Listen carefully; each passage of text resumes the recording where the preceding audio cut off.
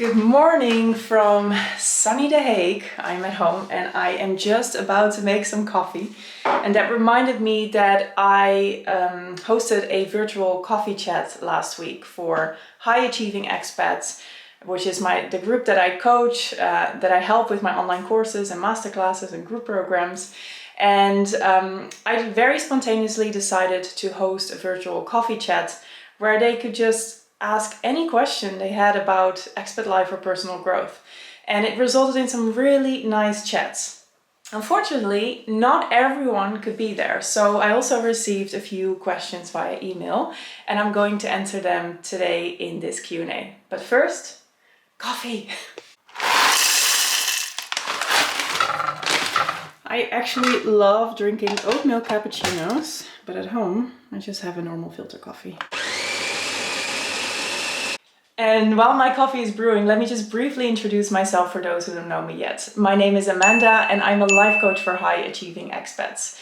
And I help them with my one-on-one coaching courses, group programs and masterclasses online and sometimes also in person. I'm currently residing in The Hague, where my house is, but I just moved back from Rio de Janeiro, where I spent 6 months as a digital nomad.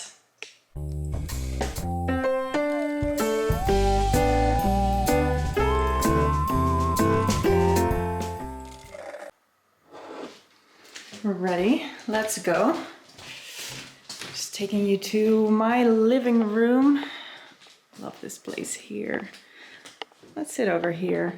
Okay, let's get started. So I'm just grabbing my notes here. The first question I got from someone who couldn't join the virtual coffee chat was from a young woman who just spent 3 years in a country in Africa. Doing an international job, and she had to leave again. And she asked me if I had any tips for leaving the new country. So it had nothing to do with leaving the home country, but really leaving the host country that she really came to love. And I thought, yes, I do have tips for you, because her situation reminded me a lot of my own situation exactly 4 years ago, when I was living in Brazil, and I had also just spent 3 years there doing an international job. And I really, really loved Brazil and I didn't want to leave, but I had to go because my posting there, I was a diplomat, was finishing. And so I had to leave, and I took my time for my leaving time, I'd say, the leaving period, to really take it all in. And so I do have some tips. But before I start, let me just put you right here, because it gets a little tiring holding the camera. So my tips for her and for the old me is to really, well, first of all, take your time for it and make it a super conscious period that you're saying goodbye. And something that I realized later on during my coaching training is that there's always a contact cycle going on. Whether that's, you're meeting a new friend or you're talking to someone in the supermarket. With every contact that we make, we start a cycle of contact. And it's too much to go into that cycle right now in this Q&A. But the important thing here is that it always has an end, so something new can start again. So we start the cycle with initiating contact, and then we pass certain stages. And at the end of the cycle, it is about saying goodbye. And a lot of people find it very difficult to say goodbye. So you might be the person who gets all weird when it's time to say goodbye. Or maybe you're the person, and I'm definitely one of them, that can't leave a party when it's like full on going, when everyone is still there. I find it super hard to leave groups, to be the first or one of the first to leave. It's also difficult for me to end that contact cycle. And what I started doing in Brazil, especially also in hindsight, I was realizing I was doing this, was that I really saw Brazil not just as a country, but something, an entity or an energy that I had a certain relationship with. It wasn't just, a country, it was really something more for me, and it was time for me to finish that cycle with Brazil and to say goodbye. And so I really took my time for saying goodbye, and I also did some things that helped me in saying goodbye. So one of the things that I did, this might sound a little bit weird, but I wrote a letter to Brazil, just before I hopped on the plane, I wrote a letter saying, like addressing it to Brazil, and just writing all the things down that I was just so grateful for. The lessons that I learned, the good things that happened to me, the unexpected, the not so pleasant things. And just writing it all in a letter to really, have some conscious thoughts about it. And something else that I did was to really say goodbye to my house that I was living in. This was the first house where I spent a longish period. So ever since I was 15, up until Brazil, I only stayed in the same house, well, not more than a year, I think. And this was the first time that I was staying there for 3 years, almost 3 years. And I really, really loved that house. It was so special. And I said goodbye to it, like to every room, like totally the Marie Kondo way. I said goodbye to every room. And I really took it all in. And I remember sitting on my balcony one evening, a couple days before I would leave, and it was a beautiful sunset. It was a dry season in Brasilia, and so beautiful colors in the sky and just the sounds and everything. And I remember just sitting there and just taking it all in. So I think this Q&A is getting much longer than I had anticipated, but my first tip is to really make it conscious and be aware of that this is also a contact cycle that you've entered with your stay. And so don't forget about the closing stage of this contact cycle, which is saying goodbye, and do that in a conscious way that really fits with you. Like saying goodbye to the rooms and writing a letter is really my thing, but maybe you need something else. That's my first tip. The second tip I'd say is about when you come back, because it's so easy, especially if you go back home to your home country. Maybe if you go to a third country, it is not so relevant. But if you go to your home country, it's so easy to just, I don't know, fall back into the old patterns that you've had before. You know, the same group of friends, perhaps the same home, the same daily routines, the same gym. And so before you know it, you're back at where you were before. And it can almost feel like that time abroad was just a dream, like it doesn't feel real. So one of the things that I also should be doing, I'm not doing it enough, I think, is to keep it vivid.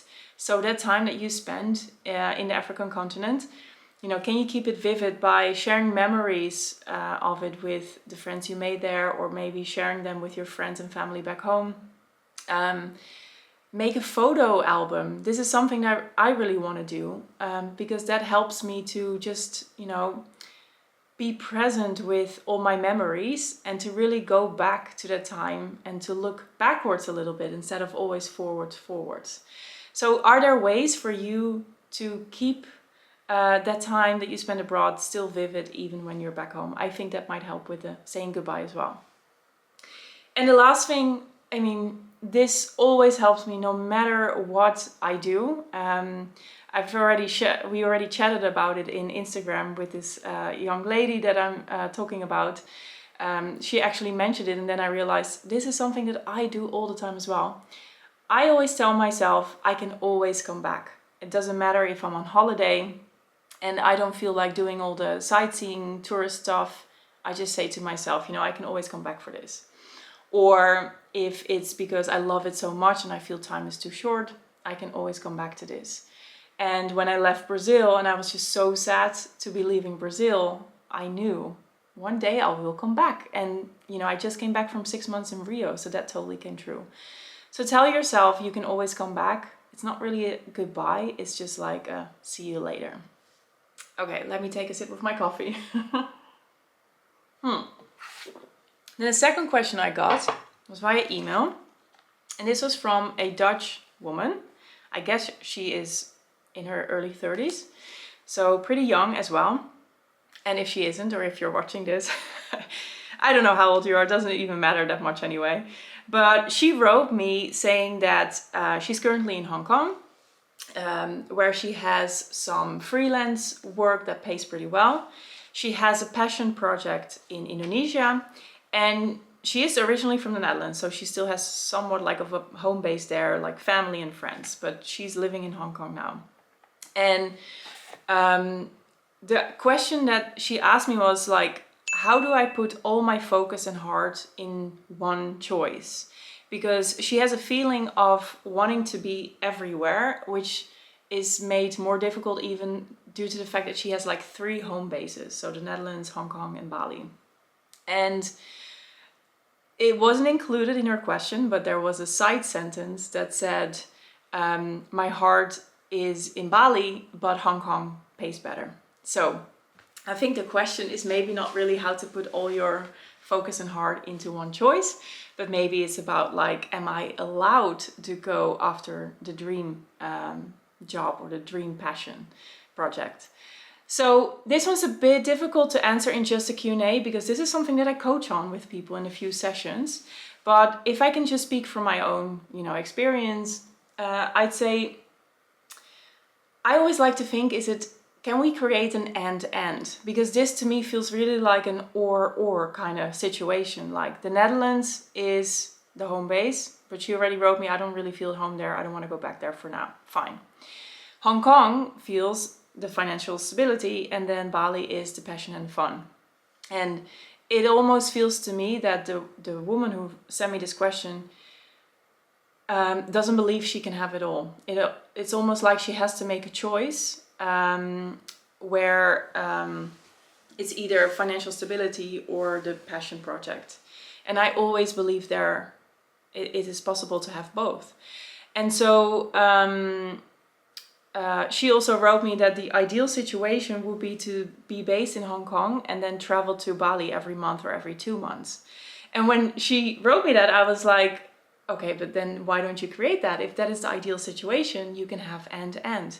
So my advice for you and for anyone who who feels torn between the heart and the head, between fun and between financial stability, is to really open your mind, really ask yourself the right questions and see, can I have both? Is it possible for me to have the fun and the financial means to live my life? And one way to do that is to continue basing yourself in Hong Kong and, spend some time on your passion project in Bali and fly back there. But another thing could also be, okay, I want to go full in on my passion project, but how much money do I actually need and how can I generate that money? Because there might be more possible than you think. And because right now you're looking at the situation from your starting point. You have your freelance gigs, you have your passion project, and somehow these two need to make it work.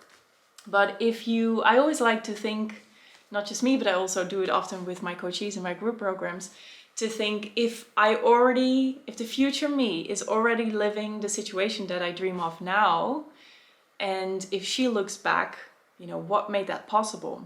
So maybe if your heart is really in the passion project, imagine that you're already living there and really close your eyes for this and allow yourself to daydream and really see where you are. And then if you can then look back in your imagination, what did you do to get there? Maybe some new ideas will come up. So leave this starting point that you have right now and think out of the box, because there might be more possible for you that allows you to have the passion in Bali and also the money without being in Hong Kong. So to answer the question, how to put all your focus and heart in one choice, to be honest, I think most of the time when people ask this question, it's about overcoming fear. They kind of know what they want, but they are afraid they're not going to make enough money, or there are other fears. And this is what's preventing them from going all in with all the focus and all the heart. I'm going to leave it here because I can talk about this topic for half an hour and I'm already speaking for quite some time, I can see. So my suggestion for you would be really to let go of your current context and see if you can think a little bit bigger and a little bit more creatively, so that you can see what else is possible for you. And also I think it really helps, like a lot of us have fear about financial stuff. I think it really helps to make a plan, to really see, okay, how much money do I actually need if I go for the passion project? And how can I make that happen? How can I make that work? And that gives you something to hold on to, that gives you the focus, I think, and then also the allowance of going all in with your heart. Okay, these were the two questions I received from those who couldn't make the virtual coffee chat. But there's one question that I wanted to answer here as well. It came up during the coffee chat, but I heard this question a couple times already, so I thought I'm just going to answer it here as well, because I think more people will benefit from it. And this was from an expat who moved to a northern country in Europe with her husband, and their intention was never that it was going to be a forever move. It was just for a shortish kind of period, maybe a couple of years. And she realized that, you know, they are staying longer in this country, and it's kind of comfortable. And she knows that long term she doesn't want to settle there, but she feels a little bit afraid, because she asked me, how do I avoid getting stuck there? And if I don't want to get stuck there, it means I have to move again. I'm kind of tired of moving as well, and of starting over again. And yeah, this is not the first time that I'm hearing this. And I asked her right away, what or where are you giving your power away to? Because if you are telling yourself, I'm afraid I'm getting stuck, that tells me that somehow you're not fully in control of your own actions and behavior, or at least that's what you think. I think you are then afraid of yourself. If you are afraid to get stuck, you are the one making the decisions. It's all in your hands. So if you're telling yourself, I might get stuck here, then who or what are you giving your power away to? So that is something maybe to think about as well if you are in a similar situation. And this is always actually a great question to ask yourself, because subconsciously we always give our power, or often give our power away to people or to things or to society or even to parts of ourselves. So that is the first thing. And the second thing, what has always really helped me, is to come up with a deadline. So I struggled with things as well. Not so much about sometimes as well actually. I was struggling a lot in this house. So I'm really happy now to be back here. You may have seen this in one of my podcasts. But for the 3.5 years that I lived here, especially the first 2, I was so miserable because so many bad things happened here. And I felt so stuck and like I was living in a prison. And speaking to a family member, he told me, Amanda, if you feel like this in another year, just move out. And this is something I had actually already been doing myself in other situations, just giving myself a deadline, also in relationships. And I did it with the house as well. I thought, you know what, I'm just going to give it my all for another year. But in exactly 1 year's time, I'm going to have another decision moment. And then I'm not going to prolong it anymore, delay it. If I still feel unhappy, then I'm going to, make some sort of change, what is possible for me. And giving myself this deadline, a decision moment in the calendar, helps me to let go of the anxiety in the here and now, so I can relax into it. I don't need to keep thinking about it over and over again, being stuck in my own thinking loop. Because I can tell myself in a year's time or in a month's time or whenever, in that month, I'm going to make a decision about it. So I don't need to worry about it now, because the future me is going to handle it very soon. So that was my second tip to her as well. If you're afraid of getting stuck, lock in a decision moment. If you are with a partner, lock it in really together. Write it down in your calendars or put it on your phone. Lock it in to have that decision moment together or alone, and you really have to stick with it. It's not like a reflection moment. It is a decision moment. So you're really going to make a decision. And that decision might be, we're going to stay another year, or we're going to leave soon, or we're going to stay another 5 years. But it's not a reflection moment of, this is going wrong and this is going right, so let's just see again. No, you're making a real concrete decision. And this advice, I think, is valid for everything that you keep overthinking night after night, alone in bed, when there's all of a sudden space in your head to think about things. Give yourself a deadline. Lock in that decision moment. Okay, I hope this Q&A was helpful. I'm just finally going to drink my coffee. It's already lukewarm, but I really enjoyed this. And if you have any other questions you want to ask me, please feel free to send me a DM on Instagram or LinkedIn. I'll do my best to answer them. always with a bit of a high speed, as you can tell. You know, when I am in my talking mode, I just go on, and yeah, this is also why I'm finishing it here right now. So send me a DM if you have a question. If you want to join the next virtual coffee chat, I'm gonna host another one soon. And I might make this a monthly thing. So 1 month is going to be like a morning coffee, and the next month is going to be an evening tea, so that more time zones can join in as well. And it's really laid back, casual, informal. You can just join any time within that hour. You can ask any question. There's no sales pitch at the end. There's no complicated email funnels. I just want to do something fun. So follow me on Instagram or LinkedIn, or subscribe to my weekly airmail, because these are the 3 platforms where I will announce the next date and also share the Zoom link. So I hope this was useful to you. Let me know in the comments if you are going to use anything.